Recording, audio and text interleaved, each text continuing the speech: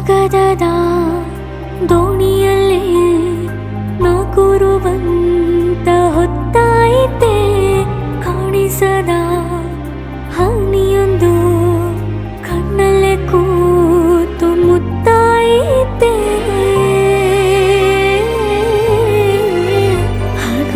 ಹಗುರಾದೀತೇನೋ ನಂದಿದೆಯ ಭಾರ ಕಂಡಿತೇನೋ ತಂಪಾದ ತೀರ ಸಿಕ್ಕೀತೆ ಮುಂದಿನ ದಾರಿ ನನ್ನೆಲ್ಲ ಕಲ್ಪನೆ ಮೀರಿ ಇನ್ನೊಂದೇ ವಿಸ್ಮಯ ತೋರಿ